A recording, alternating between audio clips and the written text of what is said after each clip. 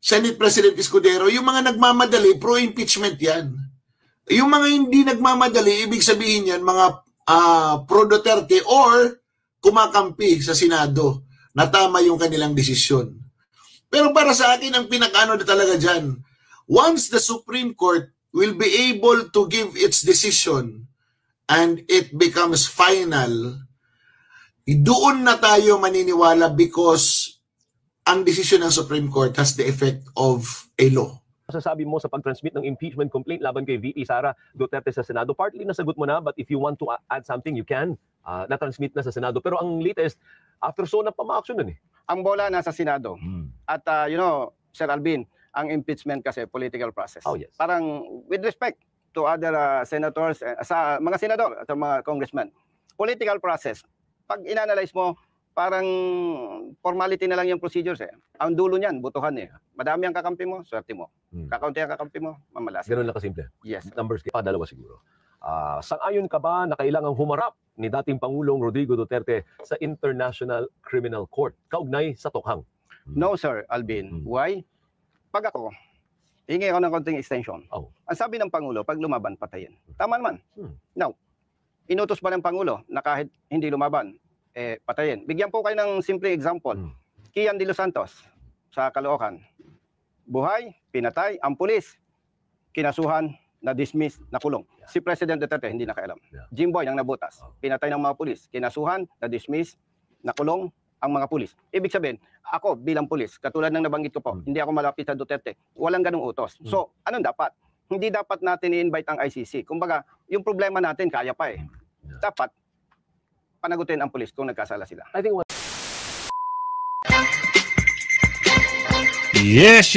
Magandang hapon muli sa ating mga kasama. Nandito na naman si Kuya Goods nagbabalik. At syempre, kung di ka pa nakasubscribe sa ating channel, pa-subscribe na lang po at hit mo na rin yung bell. At i-bell all nyo para nakakatanggap kayo ng notification every day. Eto na, DDS Vlogger na dakip. Nasa panganib ang buhay. Yan ang title ho ng video na ito o yung nilabas na upload ni Robin. Ngayon, gusto na raw madaliin ang impeachment ngayong March. Aba, sabi ng senador na si Chis Escudero, sa June pa raw o sa June or July, gagawin ang impeachment kung matutuloy man. Bakit ito naman si, kilala niyo ba yung Onyango? Gusto raw sa March. Alak ng bugi naman, talagang gusto nyo madaliin talaga para, walang control, walang ko-control sa inyo. Gusto nyo talagang hindi makakandidato si BP Sara sa 2028? Ganun ba? Ay, hindi pwede yan. Ang taong bayan ho ay umaasa sa mga Duterte. Hindi naman ho sa inyo eh. Wala naman ho kayong bilang, wala kayong saysay, sabi ni Aling Margarita. Lalong-lalo ng mga bakulaw dyan, wala ho yan, walang sustansya. Ang gusto ng taong bayan, maibalik ang mga Duterte para sa kapakanan ng sambayan ng Pilipinas. Eto na. Kilala niya si Kuya Jun. Eto na, ang kwento sa kanya.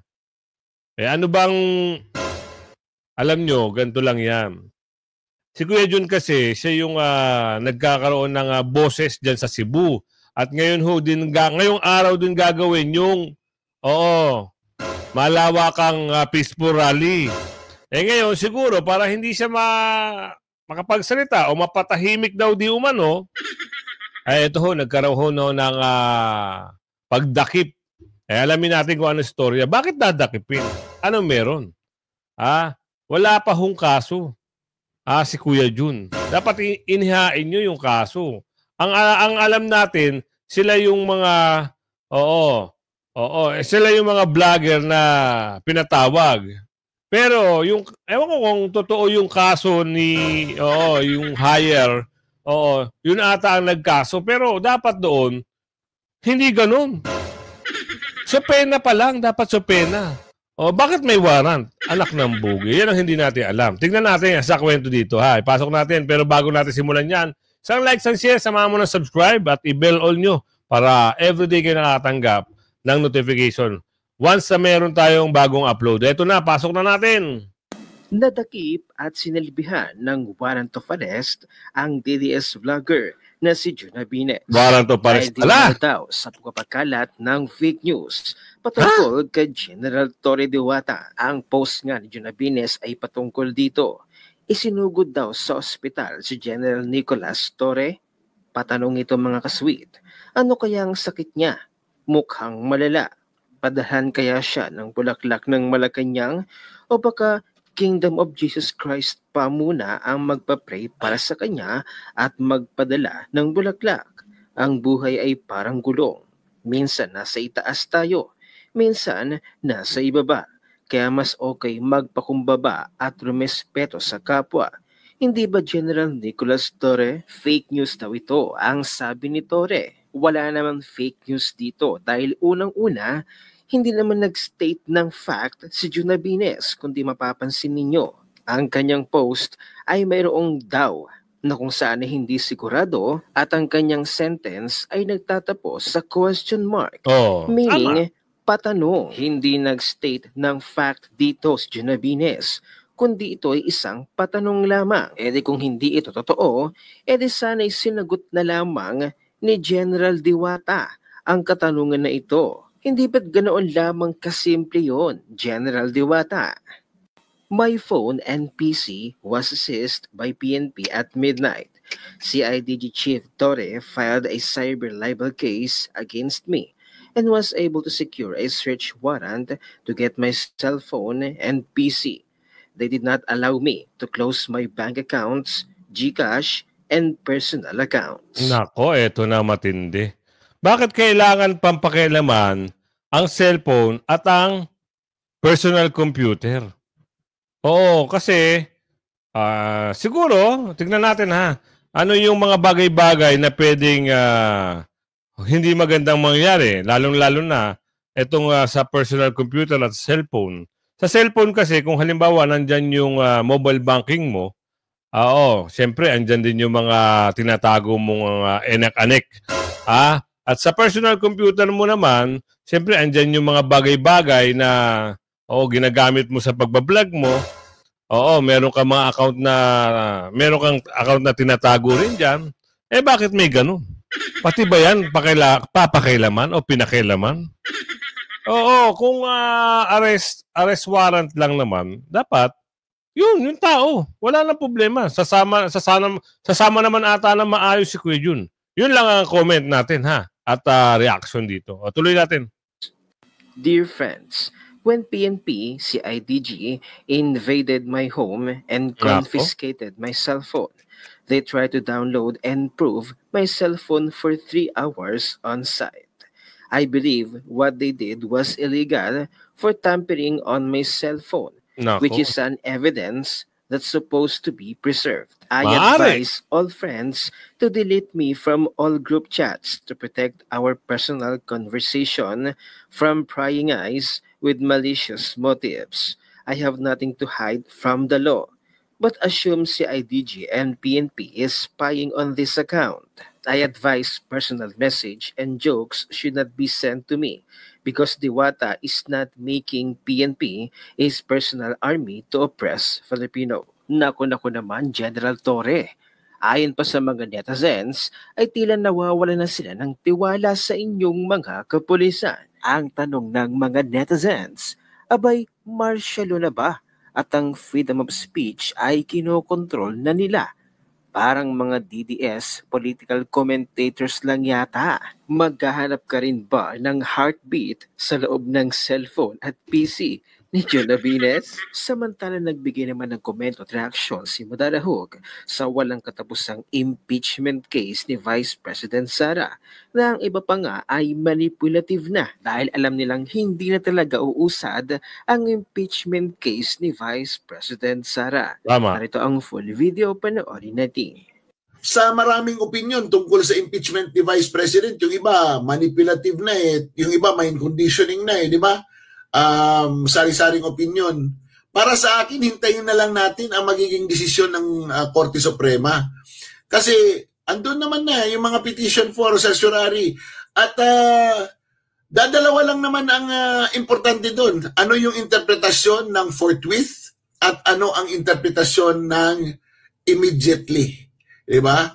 Yung immediately kasi, nandyan yan sa rules ng House of Representatives na pag makatanggap sila ng impeachment complaint properly endorsed by a member of the House, it shall be immediately transmitted to the Speaker of the House of Representatives. In this case, di ba, mula sa unang impeachment complaint na na-archive, yung pang-apat ang na-transmit. Di ba? So ano ang ibig sabihin ng immediate? Ano ibig sabihin ng immediately? Di ba? So yun ang interpretation doon ang kailangan natin maintindihan. Yung first complaint ba, dapat ma-interrupt ko lang si Kuya Madarahuga. Dapat Kuya, di ba ang tamang proseso doon sa unang nag-complain, yun ang unang a-actionan o unang ang tawag doon, unang pagtutuunan ng pansin. Bakit nauna yung pang-apat? Yan ang katanungan ng ating kababayan. Nakakagulat. Kaya nga sabi, minadali. Di ba? Alam na yung plano, yung playbook, pinapagana na nila. Gusto nang patalisikin si BP Sara. Matagal na palang plano yan, sabi ni Aling Dolores. Matagal na yan, Kuya Goods. Hindi lang magtagumpay dahil matibay at magaling si BP Sara. At wala namang bahid ng korupsyon talaga. Ginagawan lang nila ng issue. Tanyo, tuloy. Dapat yun ang itinanspit kay Speaker o hindi. Dito naman sa word na forthwith, ito naman ang interpretation nito, what constitutes forthwith? Diba? Kasi speaking by experience, yung kay impeachment kay Supreme Court Chief Justice Corona, nataon din yon sa recess. At hindi rin yung tinalakay hanggat hindi nagbukas ang Senado. Diba? Ito naman, ang sinasabi naman ng Senado, huwag nyo kaming madaliin kasi naka-recess na kami. Hindi namin yan natalakay sa plenary at ang hearing niyan o yung pagtalakay niyan ay doon na sa 20th Congress. So yan yung mga importanteng issue. Huwag na yung halu-haluan ng kung ano-ano, maniwala kayo doon sa kayong maniwala. Yan lang ang tatandaan natin, dadalawa lang. Ano yung ibig sabihin ng immediately doon sa rules ng House of Representatives in impeachment cases na finafile sa kanila, at ano ang what constitutes forthwith o ano ang ibig sabihin ng forthwith legally dito naman sa Senado. Yun lang, kasi alam nyo, yung iba puro propaganda na lang yan. Yung Tama. sabi nga ni Senate President Escudero, yung mga nagmamadali, pro-impeachment yan. Yung mga hindi nagmamadali, ibig sabihin yan, mga pro-Duterte or kumakampi sa Senado na tama yung kanilang desisyon. Pero para sa akin, ang pinaka-ano na talaga dyan, once the Supreme Court will be able to give its decision and it becomes final, doon na tayo maniniwala because ang desisyon ng Supreme Court has the effect of a law.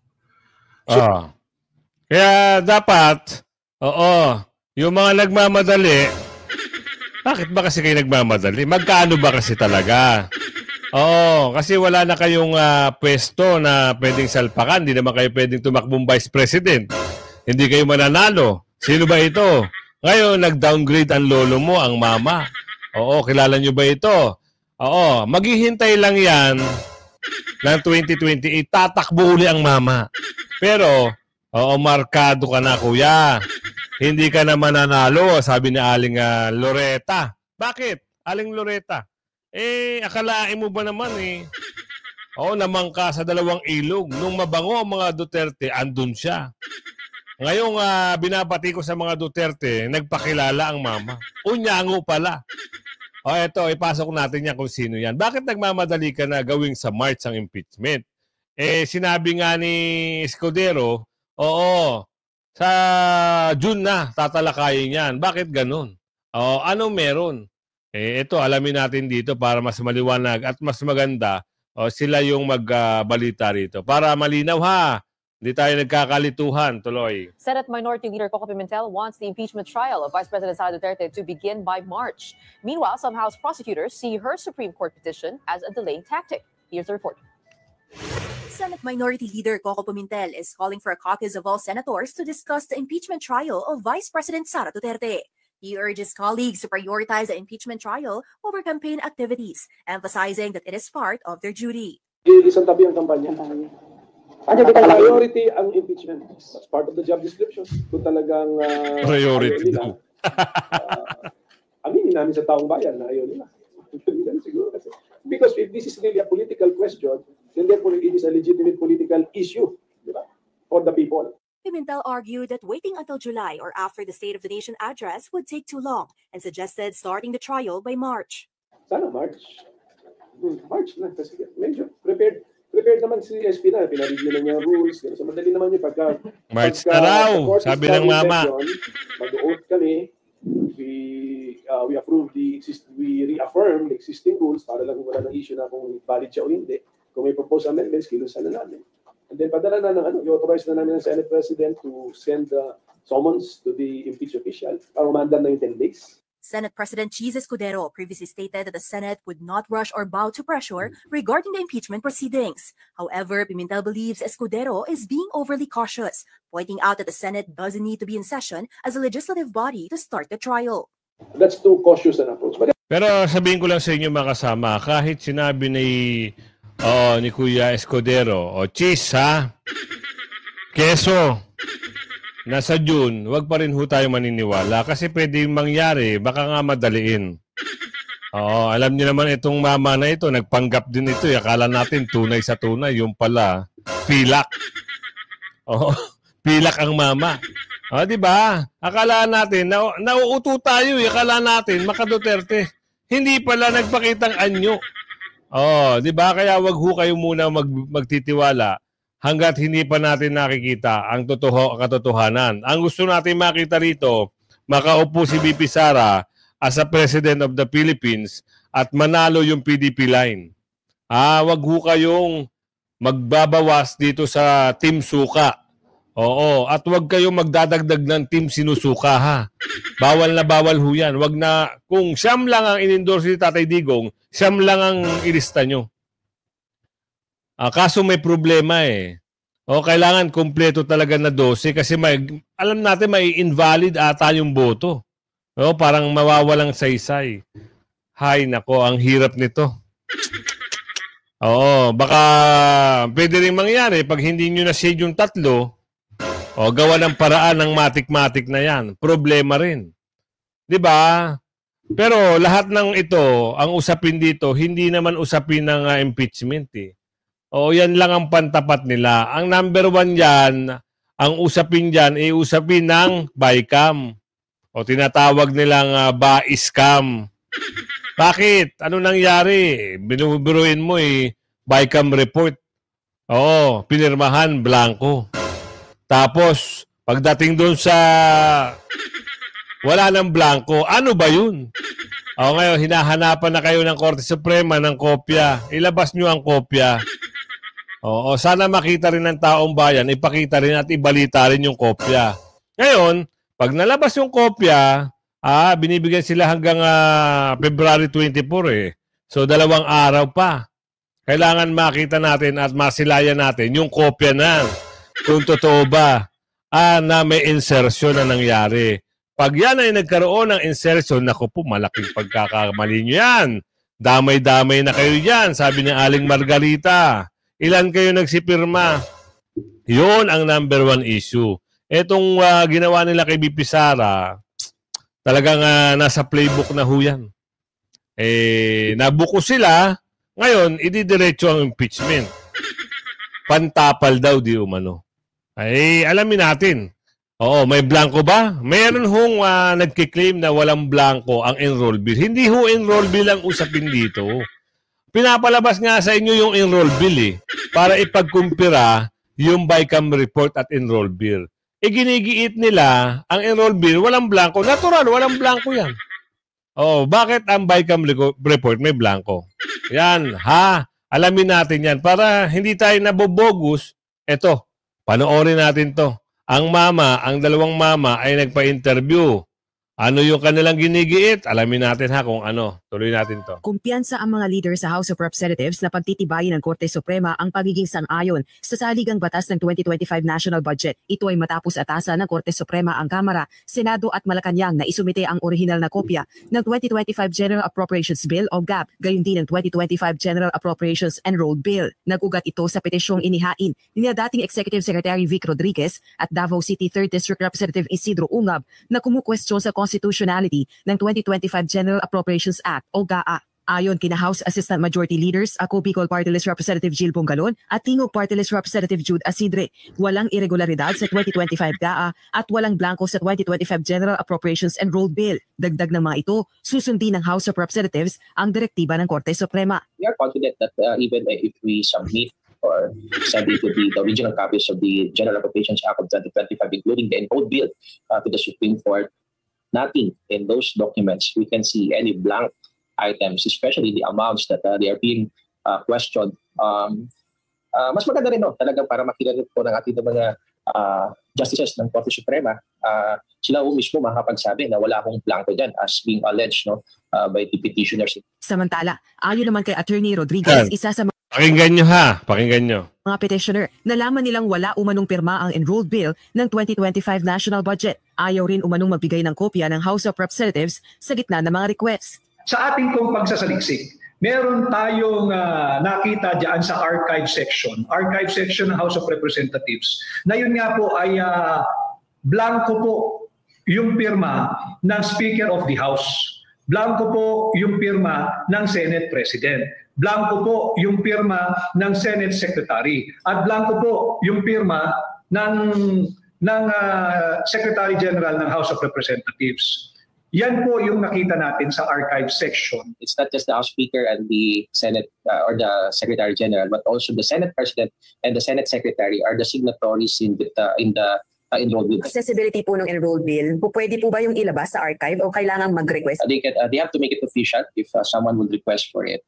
And yung archive naman is open to the public. As you have mentioned, kayo nga po naka-access po doon. Bukod sa petisyon sa Korte Suprema, naghain din ng reklamong falsification of legislative documents at paglabag sa Anti-Graft and Corrupt Practices Act ang kampo ni Davao del Norte 1st District Representative Pantaleon Alvarez, laban kina Speaker Martin Romualdez at iba pang House leaders kaugnay ng issue sa 2025 budget. Nais ding ipasuspinde sa Ombudsman ang House Speaker at mga kasama nito. Ginawang respondent dun sa petition ng ating mga kaibigan, sinama ang Speaker na hindi naman siya ang Speaker kasama dun sa bicameral committee, which is, for me, to be honest, is nili...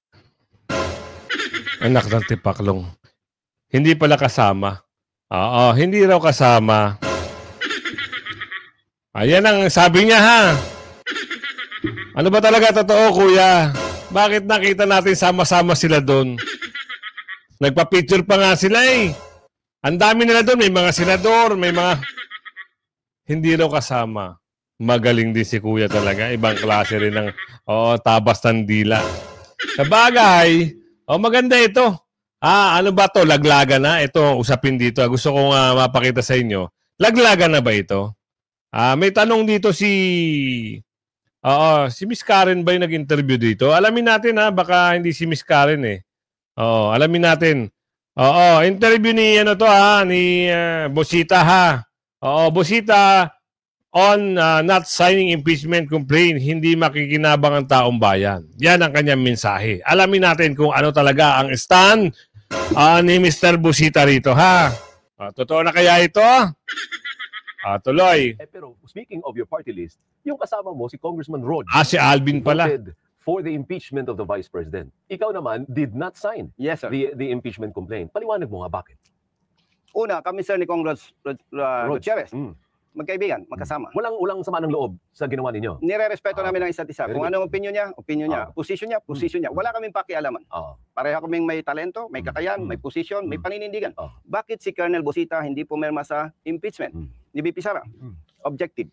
One, nagkandak na investigation ang House of Representatives. Yung Quadcom? Yes. Investigation in aid of legislation. Ibig sabihin, kung may nakitang problema, tanong, baka naman may iba pang problema. confidential funds. Hindi naman Office of the Vice President lamang. So meaning, kailangan, may nakita kang problema, magsulong ka ng batas na mariresolve ba yung problema. Why? O sige, assuming, ipa-impeach natin si Vice President Sara. Na-resolve ba yung problema? Makikinabang ba ang taong bayan? Hindi makikinabang ang taong bayan. Kaya po, tayo ay naninindigan na hindi tayo pumapabor sa impeachment. Pero linawin natin, hindi po kayo bata ng mga Duterte. Binanggit nyo kanina sa akin, hindi kung magkaibigan ba kayo, sanggang dikit ba kayo ng mga Duterte, o hindi nyo sila kilala? Kilala ko lang ang mga Duterte. Sa pangalan? Opo. Pero as in personal na close? Wala po. Wala po. Ako lang talaga, Sir Alvin, simula nung maging sundalo, magpulis, naging congressman, may prinsipyo at paninindigan ako. I do not care kung sino ang tatamaan. And you serve at the Philippine National Police during the time of President Duterte. Yung Yes. Colonel, okay. So na-witness mo yung Oplan Tokhang, no, kontrobersyal. Yes, And you were quoted as saying, sabi mo, hindi maganda yung Oplan Tokhang. May problema lang sa execution. Explain yourself. Sir, nabanggit mo hindi maganda. Maganda ang Oplan Tokhang. Oh. Yes, actually, Sir Alvin, maganda ang Tokhang. Pagka yung kapatid mo may sangkot, may intelligence information na sangkot sa illegal drugs, kakatok. Sir Alvin, yung kapatid mo, may information kami nasasangkot sa droga. Baka pwede, i-surrender nyo sa amin, merong programa ang PNP. Ganon kaganda. Ang problema, hindi ganun ang hindi na-implement ng tama. Sino may kasalanan noon? PNP. Anong problema sa PNP nung panahon na yun? Alam mo, again, pare-pareho tayong Pilipino. Ang pinag-uusapan natin dito, yung kalagayan ng taong bayan. Nandiyan kasi yung payabangan pasikatan, pagalingan. Kaya anong nangyayari? Nasasakripisyo ang maliliit nating mga kababayan. Eh bakit, Sir Alvin? Sinasabi ko yan. Hindi man pwedeng magsalita ako sa iyo, baseless. Sabi ng DOJ, 20% ng illegal drug cases ang convicted. 20%, 80% dismissed. Yun yung malinaw na patunay na may mali sa execution. Yes, So kung sir. ikaw ang PNP chief noon, ano dapat ang ginawa mo? Na hindi nila ginawa ng leadership ng PNP noon. Wala na dapat patayan, paano ba? Una, sir, dapat pag binigyan kita ng assignment, hindi kita kukotahan. Yun lang. Dapat binigyan kita ng assignment, may tiwala ako sa iyo. Do your best. Pag nakita ko, hindi ka non-performing asset ka, mahina ka, sibaking kita. Kasi ang problema diyan, Sir Alvin, pag sinabi ko sa iyo, Alvin, kailangan meron kang accomplishment sa illegal drugs, 7 per week. Mayabang ka pipilitin mo. Masasakripisyo yung mahihina dating mga kababayan. Hihiramin ko yung sabi ni Secretary Remulla ng DOJ. Baka naman sasabihin, masyadong self-serving ako. Anong sabi ni Secretary Remulla? Hinuli ng Toscoin, Caracross, Tuesday, Thursday, drugs ang kaso. So, yan yung mga patunay, maliban doon sa statistics. Okay. Ngayon naman po, ang bilis na oras. Ngayon naman po, mga may init na usapin ng ating bansa at nais po namin malaman ang inyong pananaw at paninindigan sa mga ito. May 10 tanong sa inyong harapan. Maybe hindi natin maubos yung 10. Wala ng time. Subukan nating sagutin lahat sa abot ng ating makakaya sa loob ng 6 minutes. Choose one. Ako magbabasa. O pwede rin ikaw. Basta malaman kung tama yung binasa mo. Ako na o ikaw? Yes. Ano po ang pananaw ninyo sa breakup ng Uniteam? Ay, isa lang super breakup na. Hindi maganda. Dahil hindi naman sila nasakripisyo, pati taong bayan. Opo. Dahil sila mga leaders, pero nag-away-away, sinong ipit? Yun dapat pinagsisilbihan, taong bayan. Okay. Another one. Marami-rami pa yan. Colonel, pabor ka ba na gawing legal ang divorce sa Pilipinas? And I'm so happy na bring up itong another facet of your personality. Hindi transportation, hindi criminality. Something to do with relationship. With respect to late Congressman Lagman, ginagalang ko yung mga pumapabor, pero hindi po ako pabor. Dahil? Napakahalaga ng pamilya. Okay. Parang pag naisabatas ang divorce, parang pinopromote natin yung hiwalayan. Imagine, kung yung anak mo, magpapakasal pa lang, anak, parang hindi okay yan. Relax ka lang, daddy. May divorce naman So parang hindi maganda. Dapat paigtingin, palakasin ang pamilya. Dahil pagka nasira ang isang pamilya, masisira ang buhay at kinabukasan ng anak. Ang dulo niyan, tataas ang criminality sa ating bansa. Napakahalaga po na buo ang pamilya. One more please. Sabi dito, sa inyong pananaw, may tuturing bang pork barrel o hindi ang AKAP ayuda para sa Kapos ang Kita Program Fund? Actually, kasali yan sa tanong ko, naubusan lang tayo ng oras, but at least dito may time ka. Sir, kung titingnan mo yung ibig sabihin ng pork barrel, yes. Hindi dapat yan. Kasi nagagamit yan ng mga nanunungkulan para sa pamumulitika. Wala mo lang ba umalma sa inyo dun sa kamera? Sabi no, Mr. Speaker, pork barrel po yan, iba lang yung pangalan. Wala bang nasalita doon at matapang na tumayo? Walang tumayo. Walang tumayo. Kasi, anyway, no comment. Baka mapasobra, malasi naman tayo. At saka hindi ko ugali yung bumengga ng kapwa na parang, One more. Ito po. Ano ang masasabi mo sa pag-transmit ng impeachment complaint laban kay VP Sara Duterte sa Senado? Partly nasagot mo na, but if you want to add something, you can. Na-transmit na sa Senado. Pero ang latest, after so, napama-action nun Ang bola nasa Senado. At Sir Alvin, ang impeachment kasi political process. Yes. Parang with respect to other senators, sa mga senador at mga congressmen, political process, pag inanalyze mo, parang formality na lang yung procedures eh. Ang dulo niyan, butuhan eh. Madami ang kakampi mo, swerte mo. Kakaunti ang kakampi mo, mamalas. Ganun lang kasimple. Yes. Numbers game. One more.